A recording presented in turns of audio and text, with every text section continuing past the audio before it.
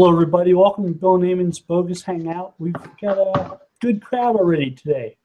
We've got a bunch of people in the green room here. I'm going to introduce and have them tell us something about what they've been up to for the last week or so. David, Harry? Oh, you're put me in there. Well, that's pretty easy. I am on a journey of conversions and the best use cases for clients' money. Yes, I'm an SEO, but I got tired of driving traffic to sites that didn't convert, and because that's just not job security. So I am busy playing around with A/B testing more than I've been at it for years, but more seriously than ever. So there you go. That and perusing Facebook and giving people shit like stupid posts like, I don't know, why are you in this business, for fame or money? Ugh. Anyways, there you go. Money, fame doesn't pay. Doc Sheldon? Hey, everybody. Well, the last week and a half, I've been fighting like my hard drive died on me. Windows got corrupted. So I bought a new big drive and bit the bullet and bought Windows 10 and got that finally installed. And with the help of a friend, shout out to David Shapiro, I sent him my hard drive and he's managed to salvage all my files and everything. So in the process of uploading those, much more economical than trying to send a trashed hard drive out to one of these labs that wants $2,400 just to diagnose, just to quote. Wow. So I'm going to be fighting that for a couple of months. So you've been getting lots done, in other words, Doc. The bitch of it is, this thing hit me. I went to boot my system in the morning and it would not boot up. It came back with corrupted files on a day that I had to deliver 26 pieces and wrap up a new site project. I turned my computer on last December. Blank screen. Nothing happened. Yeah. Yeah, it was a monitor. I needed to buy a new one. It was nice. Embrace the cloud, people. Embrace the cloud. Screw a bunch of cloud. I now have 3.5 terabytes of drive, and I'm going to have 2 separate backups on 2 separate drives at all times. Basically set up my own little mini RAID. But it's a sickening feeling when you know that you've got. I had probably 3 weeks worth of work. No, I got the same thing, Doc. I have a 2 terabyte external hard drive that even at my desktop and my laptop, I'm constantly moving shit over there just in case, because I have had that happen to me before, and I learned that lesson. And so, like, once a week on Friday, Saturday, usually in the weekend, like Saturday or Sunday, I'll just start dragging files and, all my work files and even family pictures and crap like that. Anything of importance, I just drag it over to the backup. Yep. Anyway, that's what's been. Say hello to Michael Stricker. Michael, introduce yourself and tell us what you've been up to. All right, Bill, can you hear me? Yeah. All right, sound check. Yay. I had to undo the speech to text setup that I had, where I was speaking some writing I was working on to get a more conversational tone, and experimentally letting Siri do the translation into typed word, which was great. But then every time I tried to do a Hangout or something after that, it was like, nothing came out. So yay, happy to have undone that. I'm happy to be wrapping up some work for some sizable chambers of commerce, metropolitan area stuff, big concerns, lots of interested businesses. You would think that somebody with that many connections would do a much better job with regard to just naturally occurring link building and social media and things. But even the largest organizations that I've worked with have lots of challenges. So I'm happy to be doing what I'm doing and doing it for them. But I wanted to say thanks to everybody who recently has been on the Google Hangouts with our friends at Google, and who interpret that information for me, because I don't have time to sit around and listen to Mr. Mueller and company, you know, forever.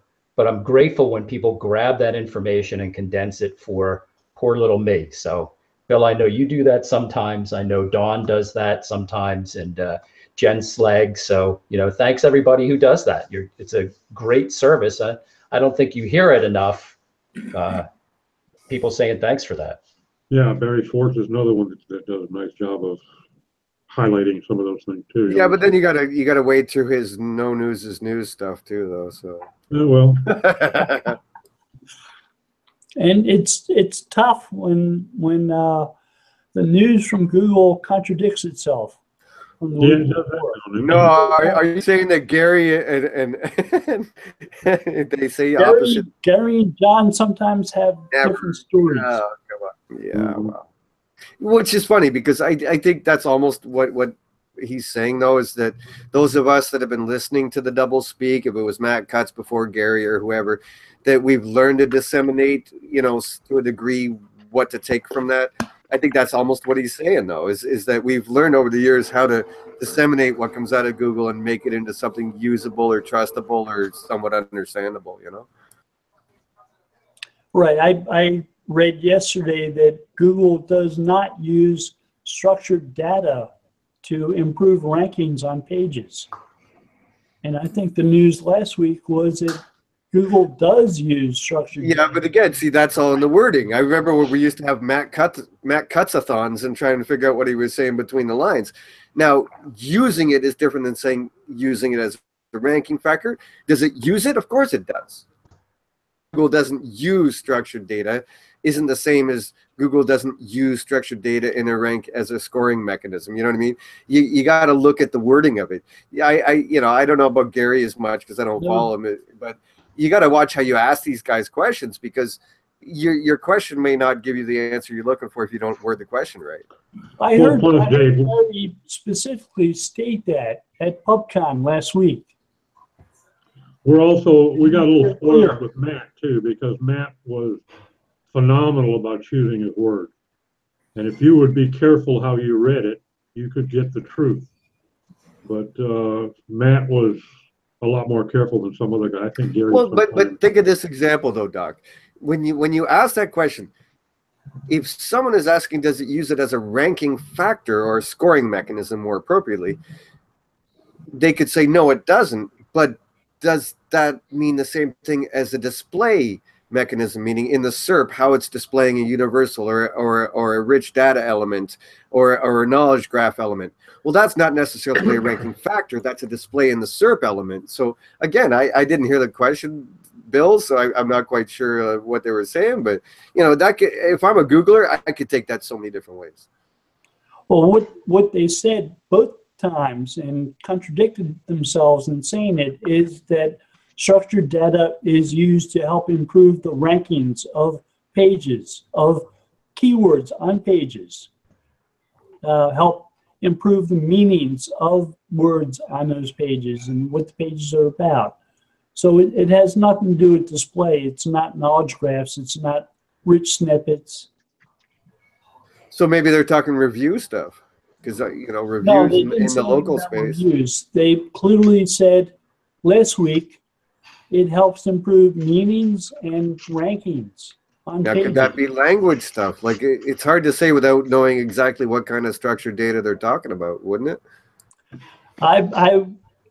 Yesterday it said the opposite. So it's an internal inconsistency between members of Google in that instance. Yeah, even given the fact that at least my presumption, and probably all of yours, is that they love to cloud the issue, right? Sure. Basically, even taking that away. I think it's more I'll say no. I've always said it's like the Manhattan Project, meaning that certain people know certain things. So you could ask two different Googlers working in two different departments, and they have two different understandings of how the thing works because they're isolated from the larger picture. So they both might believe in what they're saying is true. I don't think there's some, conspiracy that they're trying to confuse us on purpose. And that's what a lot of people in the industry try to do. It's like, oh, Google's just trying to cloud smoke and mirrors and this and that. I don't think that's it. I think it's literally, it's more the Manhattan Project effect, where guys in different departments have different beliefs and meanings. Well, yeah, that's my point, is that they're so far flung in so many different countries that even the best of communications, they would have a hard time keeping it consistent. So of course it looks so disjointed, and it can be misinterpreted, and that's sad because, it seems like they do invest a lot in holding these hangouts and answering questions. Although I had to laugh today, Donnie Ando was, what was she saying? Oh, when's the next hangout to Mueller? I've got some questions for you or something. And he was like, uh-oh. It's like, oh man, I wish he was here. but honestly, I prefer those, when in the Hangouts they get down to specific examples, they make a little bit more sense, and they're more, you can interpret the example slightly better than those generic statements on a keynote where like someone asks you a very open question and then you give a statement, and then everyone, we write his own algorithm change based on what they think is a good idea. But I think, you know what I mean, my experience in this industry over the years has been that a lot of these kind of questions are very generalized, and I don't think Google itself is very generalized. It treats different query spaces differently. Yep. You know what I mean? You got your money in your life queries. You've got, the whole eat stuff. You have quasi, like Terry and I were talking about earlier the week in the dojo, you have ambiguous queries, the old Jaguar example that Doc was talking about in the dojo. Like there are different query types that are processed and treated differently. So when SEOs or marketers or business owners come into these hangouts and ask a very generalized question, it's hard to give that specific answer, because I think that it's so much more complex than that. You have localization, you got all that hummingbird stuff no two queries are the same in a lot of instances. You got transactional, informational, quasi ones. Like they're just, when you come up with a general question about very specific types of query spaces, I'm not sure how they, it'd be tough for me to answer on a good day, Well, it's made even worse by the fact that so many people tend to hear an answer in their own context without really putting any reading comprehension to work. And then they jump out there and put out a blog post someplace that Mueller says this or Google does this, when it's totally wrong. We've been seeing that for a couple of decades too. And that's not going to stop. I really miss Matt Cutts' videos, I tell you. I just miss Matt Cutts and being able to email him. That too, but I miss those videos because the hell with the videos, man. And I used to just email them. I used to email them, so it's a lot better. I have no inside people now. I wonder if we could get Matt Cutts to go and talk to the FCC chairman here in the U.S., Ajit Pai, about killing net neutrality and stuff, because it seems like we would have an advocate for digital marketers and innovation. And where's his voice? He's like off doing something else. So I don't know that his present position would allow him to do that, though, Michael. I bet you're right. I just wish maybe he'd gotten a little different position. He could have been useful. Yeah. Yeah, I saw that this morning. I just about crapped my pants. That's not good news. Yeah, it's nasty stuff. The idea that your ISPs will now be able to limit what you see. They could completely, like if you use Comcast cable, they could wipe out Netflix, make it completely inaccessible to you, and at no price would you be able to get to it. And that is so anti-competitive. Yeah, and how long would you keep your account? I wouldn't keep mine there very long. Well, the problem, you're right, Terry, but people are cutting cables. Well, they're tired of it. Yeah, but you don't have a lot of alternatives here. I don't know if you're aware, like here in the U.S., you have all these. We have less. You have all these. You have all the areas that are very limited, and you have like Comcast and you have Verizon maybe, and that's it. you know, There's so which some way do you areas that Yeah, only but have. I think what Terry's saying though is that because so many people are cutting the cable, and if you use an extreme situation like you're saying with Netflix, that's going to drive people back to putting the cable back into their TV. So as an internet provider, I don't think Well, you're that's going to what want that. that's what they want, but you know, it's not going to happen. It's an ongoing trend that's been at it for a long time, and even people who are older. And again, doing there's it. so many pirate sites there's so many pirate sites out there I can watch TV on, and so on and so on. I'll just go there instead. So you know. But if you can't, that's the point, is if you can't get to those pirate sites, you know, and you know, they have a paid interest in blocking all of that stuff. Good. Then maybe I'll have a life again, and I can get off the internet. I'm 51. I'm 51 years old, and I remember how many hours a day? I remember a time spend on before it? all this stuff, man. So that'd be bonus for me. I get to be a your, human your being. eyesight is failing, you know, your health is going, and you're sitting in front of a glowing screen see 8, these? 10, 12 hours a day. CDs didn't have these 20 years ago, my friend. Everybody put them on. Yeah, that's it, man. I have to rock with these now. My wife goes by my computer and goes, "Oh my God, your fonts are huge." I'm like, "Well, that's 20 years of working on this thing, man." And you're big. Yeah.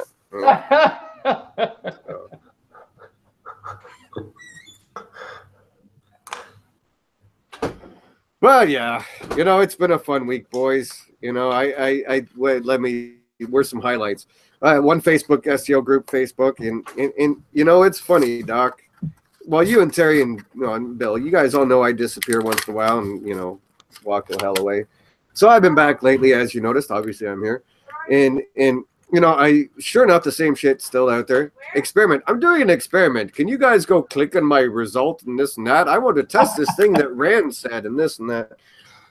And of course, the usual one for those of you out there watching, experiments don't really work when it's one website. You know, kind of limited data set there. What else? There was the do you do this for a living because of fame or money? Neither. I actually do it for my clients. I care about them. What else? There's so much crap still out there, man. It's amazing that this industry, as much as it changes, stays the same as far as the practitioners and how they approach things. You know? It's kind of weird. Do you do SEO for fame or money? That was literally the thread. That was literally the thread. I missed that one.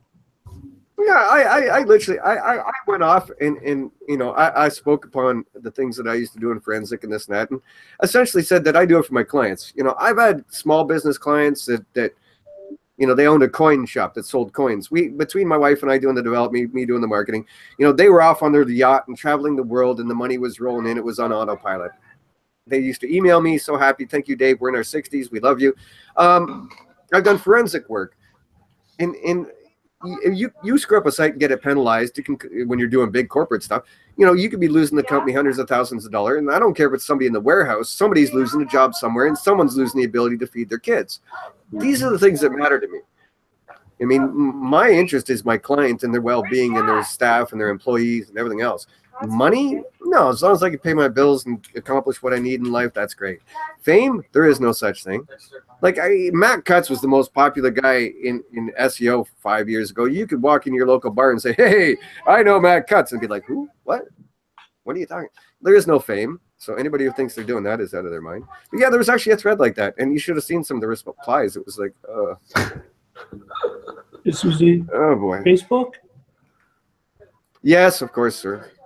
Now, it would, I am not going to say the name because we are live on air, and I never put people down other than maybe Rand. It is one of these young guys that has been publishing tons of videos because he wants to be the next thing in SEO, and funny enough, he still walks around groups asking for advice. So I'm not sure how you ask for advice while you're giving advice. But, Trevor's, because Trevor's got and those big... I think his first name is along the lines of to go after something. How's that, Doc? You got that? If you're going after something? Okay, yeah, you got it. Anyways, he's the one who did that. So yeah, I thought that was interesting. That caught my attention. The experiment thing got my attention too, because again, one website and implicit user feedback signals how you're going to get any kind of data. I don't know. I did look like an asshole. Adam Humphreys had made some post, and we were talking, and he said, "Well, it's December. December's coming. Google's going to make a change to the algorithms." And I said, because they did actually make a note of that, but what, 4 years ago, Terry, 5? that they wouldn't fuck around at Christmas time anymore. And sure enough, 2 hours later, Barry Schwartz put up something about them changing how mobile shopping is working. So made me look like an asshole there. That was fun. It's actually Black Friday. Yeah, but Google's changed how they're presenting mobile results and stuff for e-commerce. Yeah. Thought they'd learned their lesson on that one. Apparently not. So what else? So one of the tool makers released a report on rankings. And they suggested that direct traffic to websites influence the rankings of those websites. Oh, fuck. Excuse me. Yeah. Yeah, I kind of went off there I hear at too. least one disagreement there. Sorry about that, Bill. That just slipped out. Well, to give you an idea of how wonderful this so-called study was, one of the factors they listed was keyword density. Oh, my God. That kind of blew them out of the fucking water for me. Was that the They SEM meant Rush at the one? negative, yeah, they meant at the negative end of the scale there, Doc. What was that the SEM No, it Rush wasn't, one? Michael. It wasn't. It was at No? the low end, but not even Oh, at God. zero. It was at the low end. I have friends reaching out to me saying, you have to respond to this, you know, and I'm like, no. Doc, is this the SEM Rush one? We're gonna drink. Yeah. Yeah, dude, right? What was the top one? It was, like literally the top 3 were all implicit user feedback correlation signals, which have really like it was almost comical when I read it. I got like this far into it and went, no. I was really embarrassed for them. They got a decent tool, but their study group needs some work. Yeah, I was impressed. Not from long ago. Yeah. Before. But yeah, I didn't get too far into it without choking on my tea and closing the tab. You know your Linux, you like it. What's it, one of 100 sites? It was all essentially correlation stuff, Terry. Terry was like a lot of correlation stuff, implicit user feedback, like time on page, bounce rate, all that kind of stuff, right? There's a lot of the implicit user feedback crap, which means it's mostly a correlation thing. It wasn't really any kind of knowledgeable undertaking. Wow. Yeah. But sometimes the stupidity just runneth over when you no, I'm going to go with ignorance. I'm not sure if it's even stupidity. I think it's Sorry, I'm just going to call it what it is. Well, I gotta believe that there are people at SEMrush that are well enough informed that should have been caught. That should never have seen print. And I don't know how it slid out, but I mean, it's embarrassing for them. But Oh, again, there's more people reading that stuff than there is watching this hangout, and there is listening to any of us old farts anyways. So that stuff's still going to go over. It's still going to get shared a lot. It's still going to get lots of links, and I'm sure that's the end goal for them. Do they really care if they're authoritative? Do they really care what old shitheads like us think? I doubt it.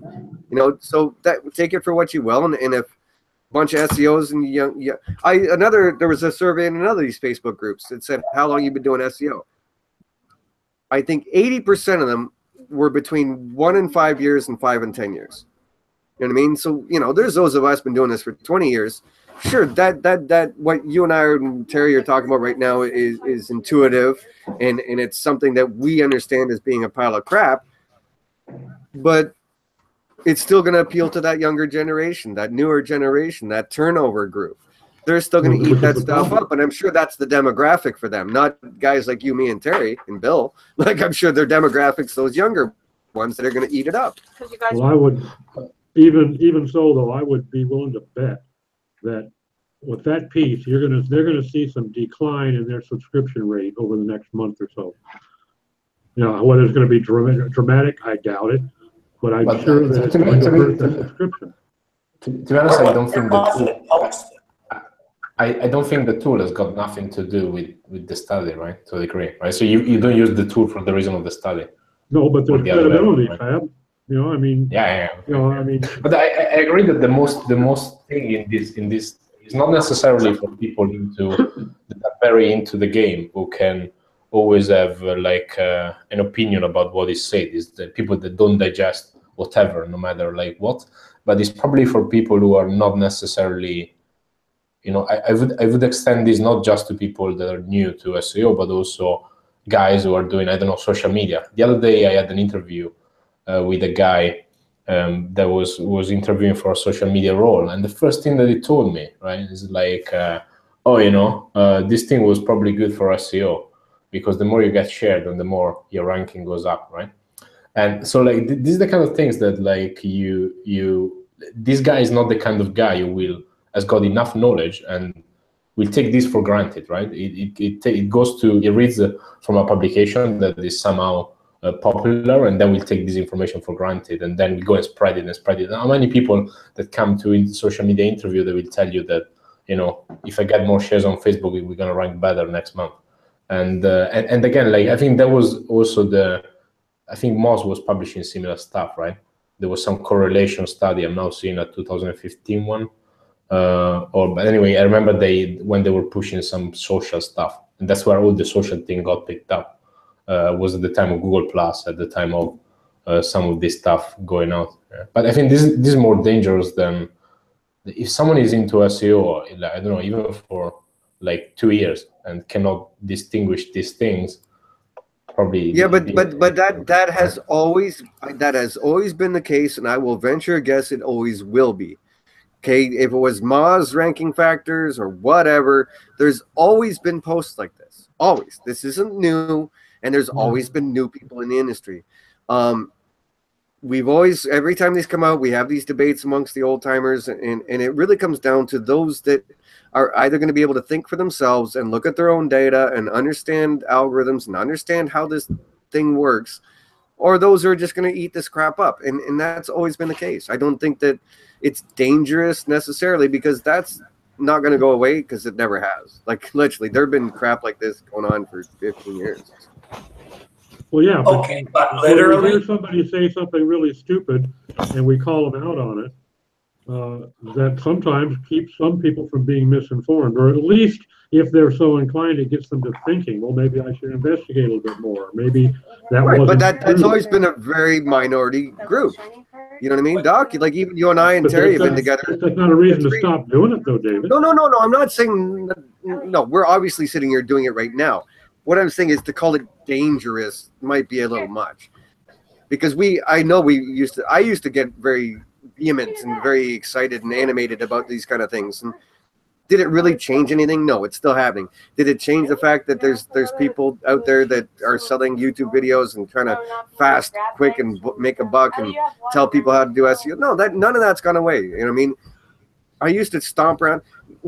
Bill remembers when I first started writing and had my blog and stuff, I used to be the rant guy. You know what I mean? I'm the guy that I won the award that when we had the semis for Search Engine Marketing Awards, I beat out Gray Wolf and Ray Hoffman for Rant of the Year.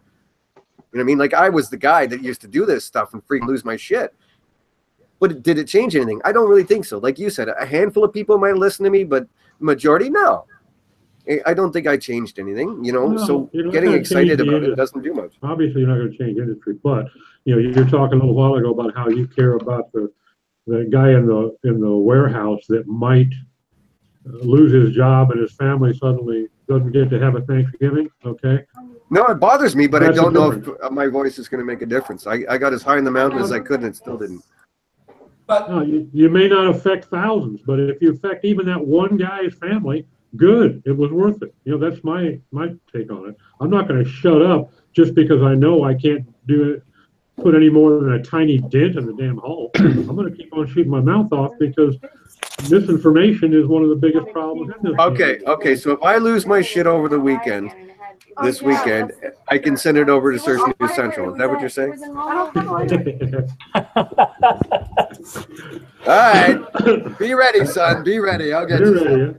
I will get you. I think it's just about having a bit, probably a bit of balance doesn't hurt. So even within a company, when these news go out, you start having a bunch of people coming to you, and I still spend time, even though these guys are not going to tell me what to do in SEO, but I still spend time in educating them that if they, for instance, our affiliate team spends some time trying to understand our partners, get traffic, and one of our affiliate team posted an article around like SEO in 2017 or 2018, watch out for rank brains, right? So I immediately told them that if this guy is talking about rank brain, you better not read the remaining, 5,000 words, because probably he doesn't know anything about the rest either, right? So you still, I think, I still generally believe that doing a bit of education doesn't hurt. Then if it's going to go very far, maybe not always, you still get it. Yeah, again, just don't have high expectations. Because people just want a top-down bullet point, 10 top things to do list. You're going to find that one guy out of 100 that's going to notice it and take it seriously. I just don't have high expectations for the dissemination of content I put out. That's all. If you're doing the same 10 things in the same order on every site, you're doing it wrong. Yeah. Because every site is different. Everything, the priorities change on every site. It's dumb to say, what are your top 10? All that stuff is. I think there's a bunch of practitioners out there who I really have to think about pretty frequently. They are younger than us. They are less experienced. They may be in school. They may be in their parents' basements or something. And I think that as much as this makes them think about this stuff and talk about it, this could be their first go round, right? I mean, this could be the first time they encounter the idea that Which you mean brings to mind the rules? Which You brings mean to mind there's the rank question. factors? I mean, what? So when this gets in front of them, they almost need what Doc is talking about, which is balance. They need another voice. It's not the end all. It's not the do all. It's not the be all of SEO. But let's face it. Now go into the other end of the scale where you guys all are. When's the last time you read a rank factor study and didn't snort your milk out of your nose? Right? I mean, come on, it's stupid. But we keep having this dialogue, and that's the only way that SEO works, right? That stuff happens. We all look at it. Few experiments take place. We share the information. Now, Bill clarity, but clarity and stuff in these studies is what gets me too, though. Bill and I read a lot of papers and stuff, not patents, but papers. And they will give you the data sets on how many people and so on and so on, what was behind that study. And the unfortunate part with a lot of this SEO stuff is they don't really give you that information to correlate in your own mind, what was this based on? Well, because a lot of them don't have a clue on how to do DOE, David. You ask them, how big was your control group? They are what? Yep. There was no DOE from a goddamn ferret. But yeah, again, like I said, the one Facebook group where with the whole fame and money thing, I was just in my own way trying to impart that it's about your clients. If you're focused on the money, and I started my first business at 22, and it had nothing to do with marketing or anything else. And the one piece of when I talk to young entrepreneurs or anyone like that, I always give them the same reason: is find something you love. You know what I mean? If you're doing it for money or any other reason, then it's something you love or fascinated that makes you want to get out of bed in the morning. You're in the wrong industry. And I think that's advice bears true even in this one, that you need to have that inquisitive mind in that desire not to accept what's in front of you and to dig deeper and to care about your clients, and that you're doing it for your clients and their, staff and their dreams and their, future and your own love of what we do. If you're for money or any other reason, then I think you're doing a disservice to yourself and your clients, and that your own success won't get far. Like I even talk to my kids' friends who are in their 18, just finishing high school, college, and shit like that. That again, you find something that you love, that you want to get up and do in the morning, and I think the rest comes naturally. That inquisitive nature to dig beyond the surface of what we read out in the blogs. I was a consultant for 20 years before I ever heard of SEO. And in business, and the number one rule of a consultant, I don't care what field you're consulting in, the number one rule is your client's interests must come first. You're taking his money. You're stepping in as a member of his team to lead his team, and if you can't put his interests first, you should not be a consultant, period. That goes with Oh hell, you know, even myself, like I had 20 odd years of business experience before I, you know, ran into Terry, and Terry's the one who really got me focused with the SEO thing. As far as if your clients aren't making money, what the hell are you doing? You know, you can't charge someone $3,000 a month if you're not making them $6,000 a month. You know what I mean? And they, like, now what was that, Terry? 2007 or something like that? I think we met, yeah, something like that. Like, you know, so I'd been doing the job for 9 years before then, and I was still of the mindset of just selling a service. You know what I mean? Which is, you know, I hate to say it, but it's true.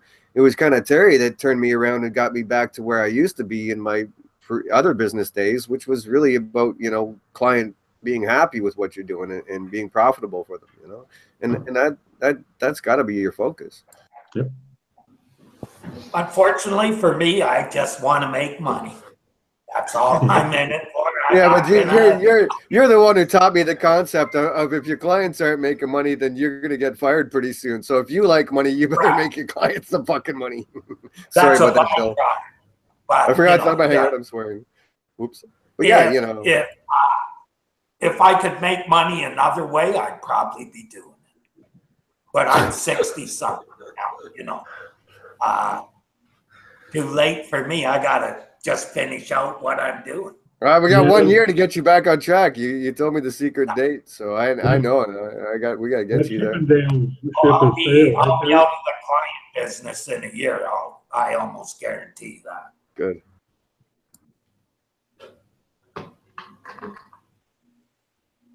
Oh, was that Doc? Sorry, Doc was. I was just saying to Terry that Chippendale's about his sales. Talk about another way to make a living. I think we can both throw that one out. Yeah, the great bodies, the men of SEO. What a calendar! Hey, calm down. I'm still the best looking guy in SEO. I'm sorry. There was a movie like early last year or last year. I don't know, that thing didn't go very well. No comment. No comment. You've got a comment.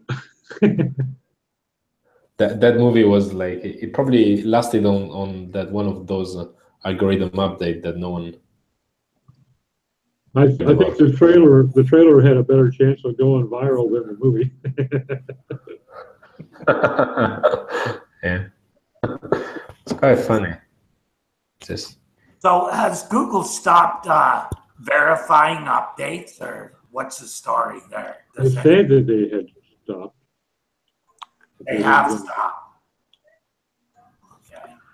They're not responding to questions from places like Search Engine Land or Search Engine Roundtable about whether or not an update's going on. And they said they would stop doing that. To be honest, those questions were getting a bit too much and too into, like, you know, there was no real. If someone would have asked less question and thought about them more carefully, rather than just treating those as continuous gossip, right?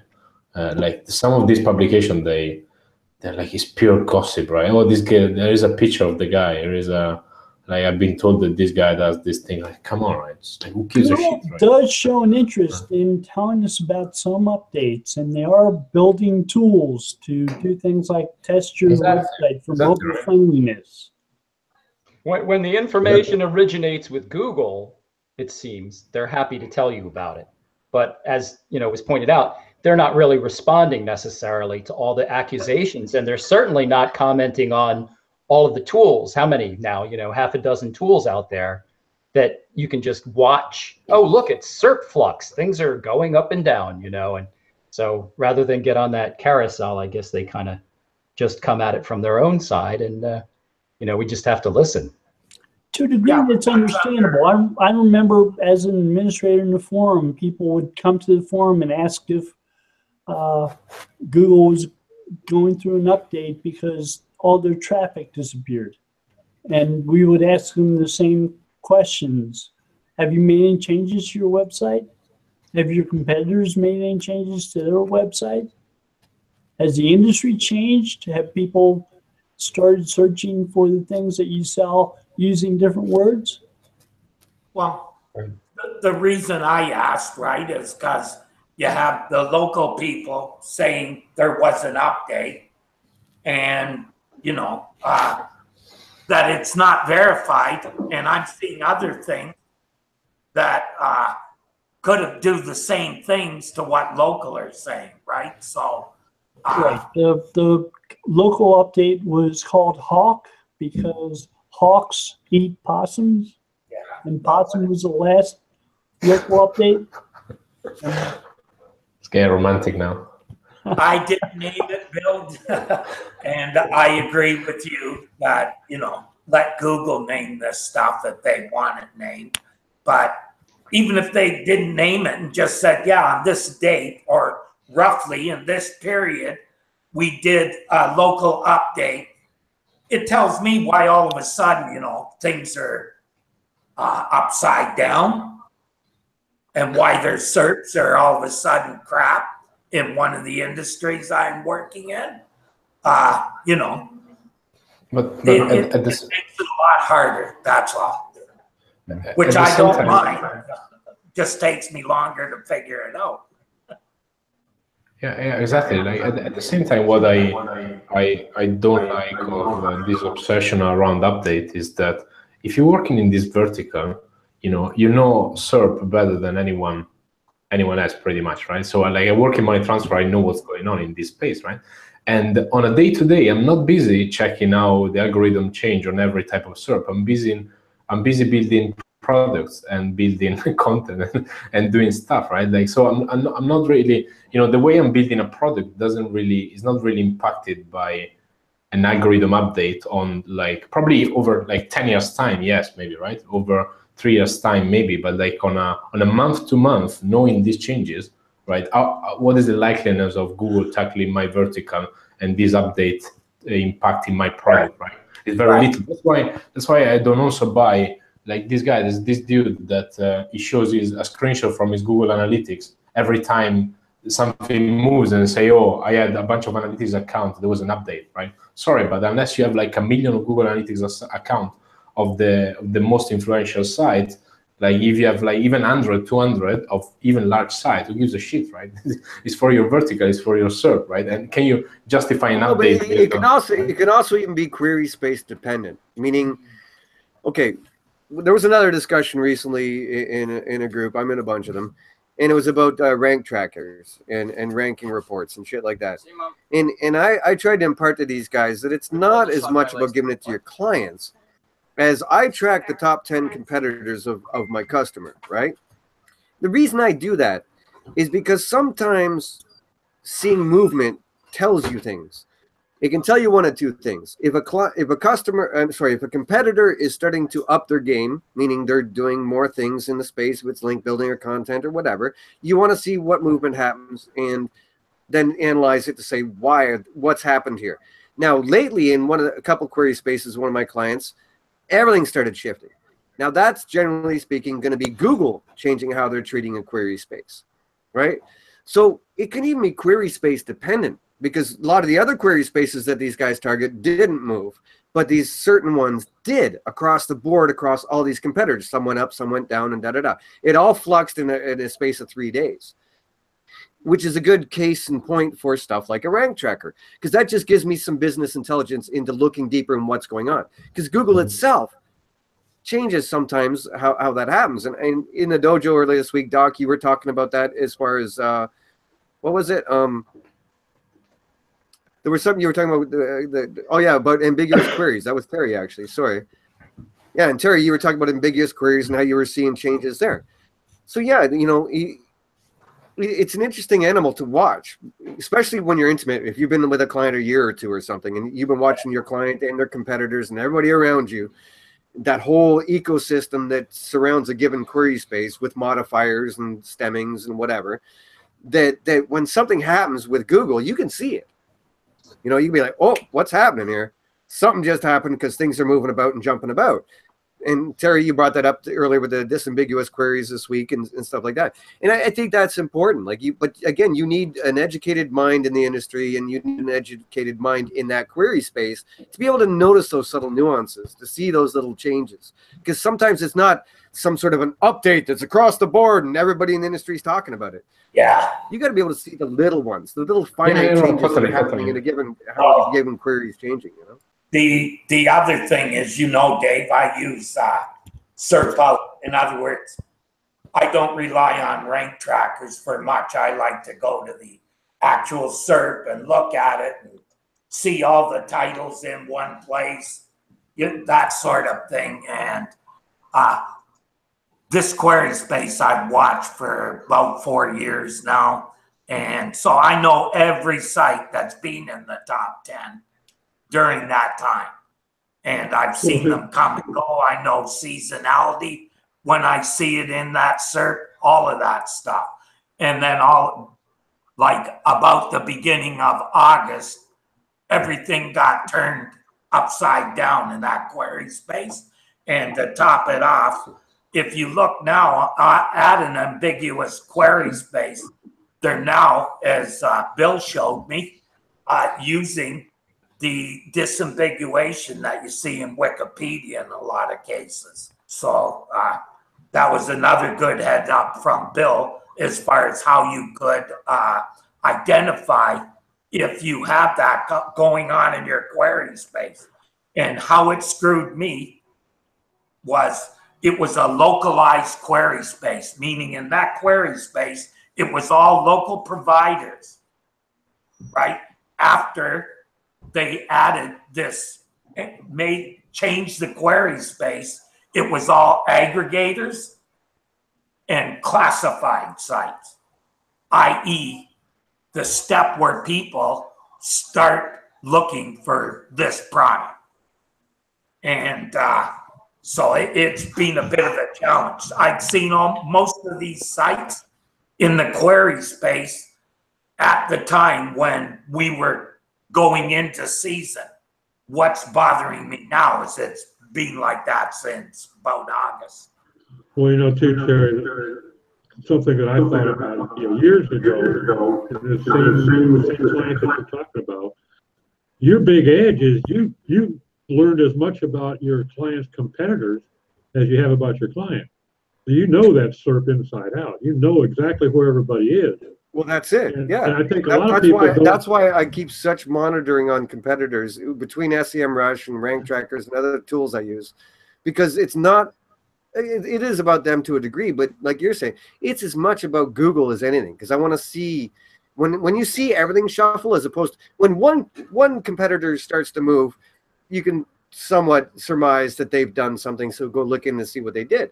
But when you see everything shuffling, or like Terry's, I do SERP out obviously because Terry gave me that years ago, and yeah, when you see that happening, it's a Google thing, right? And you got to be sensitive to that, I think too many people don't pay enough attention to the competitors. Well, here's the thing, that piece is in ambiguous query space. You'll see it below the main knowledge panel. It'll say see results about. Which originally was a Hummingbird thing when we first started watching that stuff. When they first started taking the transactional results and mixing them more with the informational results and the ambiguous queries, that was a Hummingbird thing when we first started seeing that. So what you're seeing is kind of another reshuffling of it, possibly, Yeah, I think they're doing something with the two entity things. Like Jaguar is even more interesting to look at, because what I thought was interesting with Jaguar is there's also a number of teams that use Jaguar as a team. And you would think that they would be in the knowledge panel as well, and they're not listed as in that ambiguous query space. So it looks like they're only looking at a primary and secondary entity. Which again goes back, like, just to tie this back around to the earlier conversation about this ranking factors crap, or let me go even further, back to this asking Googlers question thing. So we're See what I'm doing here, Bill? I'm tying the entire session in here. Yeah. Education, people. Okay. So yeah, again, it shows that certain query spaces and types of queries and query classifications you need to be sensitive to them. You know what I mean? Like, and again, Terry, you and I used to see this all the time. Like when you and I worked together, we'd have clients come in with those ambiguous queries that just wanted to rank for them because somebody on the C level told them they had to or wanted to. Meanwhile, we both knew it was a useless place to go. I think it was used for tourists or something, wasn't it? You know, and you need to be sensitive to the query spaces and the targets that you're after. It's not a 10-point list. It's not a, SEO is just not a plug and play thing. You got to be sensitive to client needs, query spaces, target terms, and approaches. You can't just, Google made some update or Google did, John Mueller said this, so I'm now going to change how I do SEO. It's just not how the game works.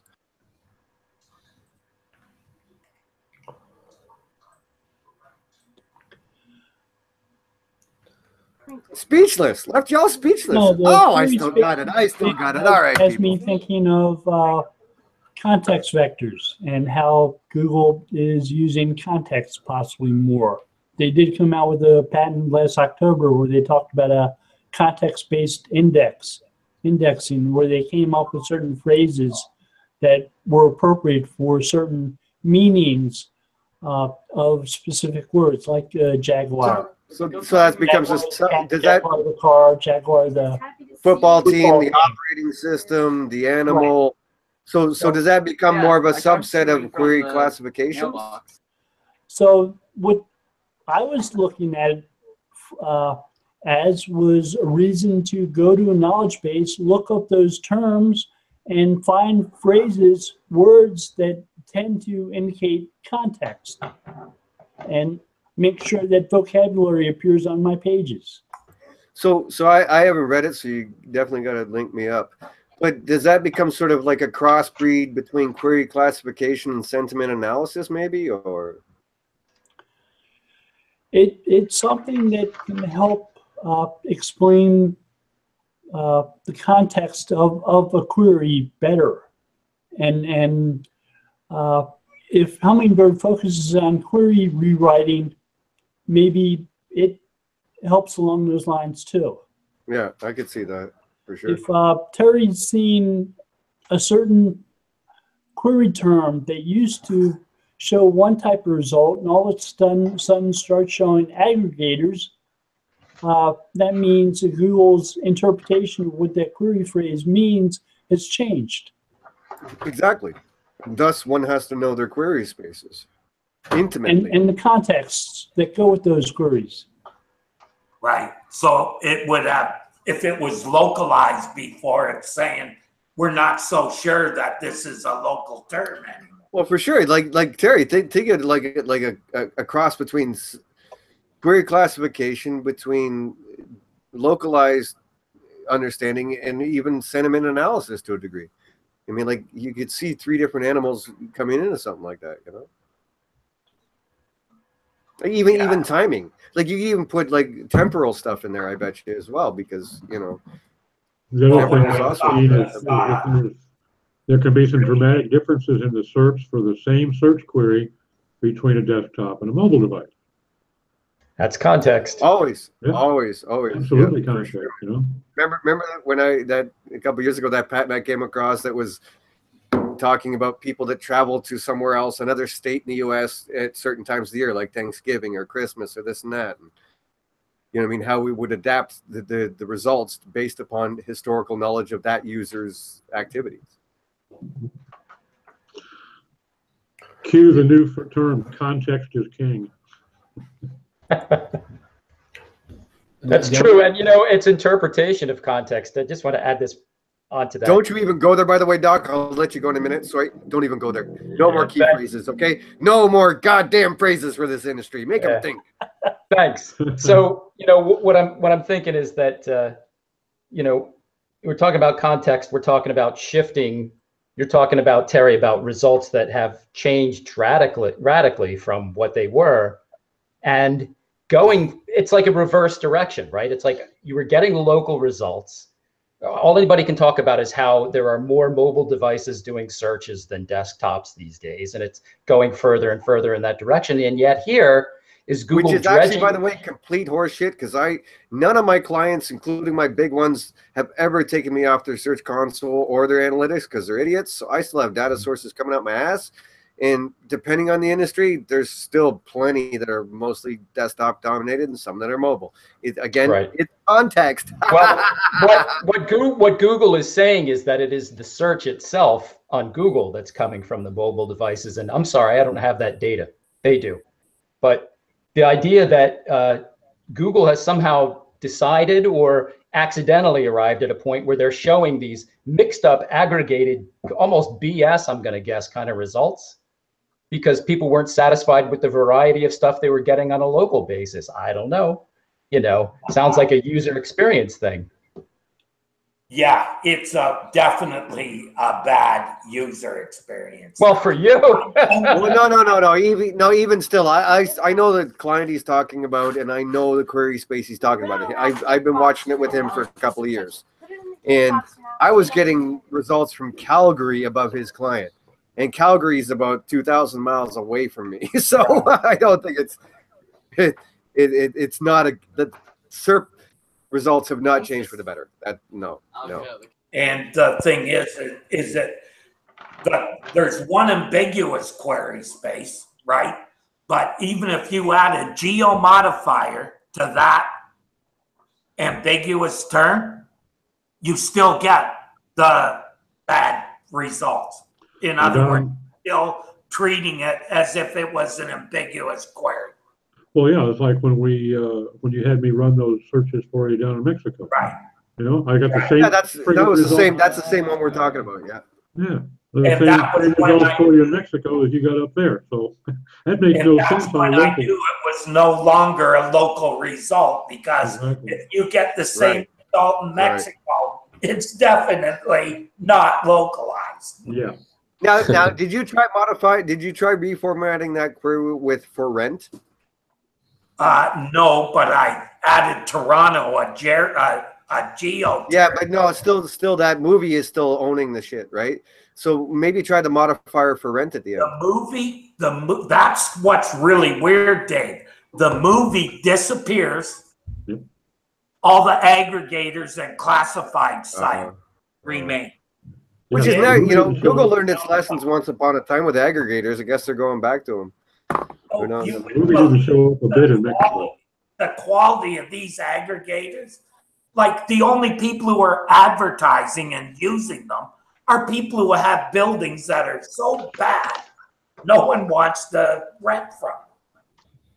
So in other words, they're desperate landlords. However, the quality's going up because the providers are saying, hey, we got to do something, because we went literally overnight from over 10 leads. Oh, there you go. That's the name of my next webinar is going to be called Google. It's a query dependent life. Of course, I don't do webinars, but it'd be a hell of a good one. Well, we've been saying that for a long time, though, Dave, that this stuff's all you need. Look at what you see and work from that. The general knowledge stuff isn't really useful at that level. We're running down to the end of the hour. Let's have everybody go around and tell us what they're up to for next week quickly. David? More of the same. just slugging it out. Again, I'm just in a world of data, and so I'm just focusing on data and less on top 10 posts. How's that? Okay, Doc. I've still got another couple days worth of sorting out my system, and I'm going to be starting tonight on that website I was hoping to finish up a couple weeks ago when this all happened. And that, the honeydew list has been growing steadily over the last couple of weeks. So we just got rid of the contractor who's been living with us here for about the last 2 weeks. And we're doing a bunch of tile work in the house. So now Mama keeps coming in here and saying, hey, I need you to hang this picture. I need you to move this. And paint that. It'll keep me out of trouble. Can you start a hangout so we can watch you paint and stuff? Like that'd be awesome, man. You know, I just really got to see that, Doc. I got to see you. Like when you did that addition on your house last year, I wish we had video there. You know, if I could charge admission, I could be talked into it, buddy. Well, you get feedback. Get you to subscribe. Well, and I guess we should mention the Dojo Gang, which is Terry, myself, Doc, and on occasion Bill, are going to start doing our hangouts again. That's kind of why I showed up today. I was talking to Bill on Facebook and saying, you know, all right, how's this new thing work? And apparently it's quite painless. So F-bombs abound, so be warned. Fabrizio, what are you up to for next week? We Austin search London meetup here in our office, so we'll probably have to prepare something because apparently I have to speak. I just offered pizza and you've got to speak too. But I'm speaking too, so it's fine. Yeah. Like so I have to prepare something. Plus, yeah, we have a bunch of things going on. Mainly working on one of our products where we fighting on some long tails. Where we see many people in our space that there's one of them who even like creates very long tail pages temporarily, get Google to index them, and then even redirect them. But Google keeps those pages, even though there is a redirect alive, which is quite funny. But they doing quite well on the very long tail. Like I'm talking about like million plus URLs on like a product. Yeah, so that's where I'm fighting against. But yeah, it's quite same old. That sounds like a good challenge. Michael, what are you up to? So happy to be wrapping up on some contract work, and I think we all find ourselves at the point where we are talking to clients and their agents and one thing and another about what they need to do now that we're done a lot of analysis and building out proposals. So, you know, I've got a couple of sizable things that are coming to that same exact point. I think it's going to grow into considerable amount of business, and I'm also trying to get back in the writing groove. I want to write more. I'm not making any promises, Doc, but I swear you'll be the first. You got your login credentials, buddy. You know, there's always a shirt for you. Oh, cool. Thank you much. Terry, what are you up to? Let's see.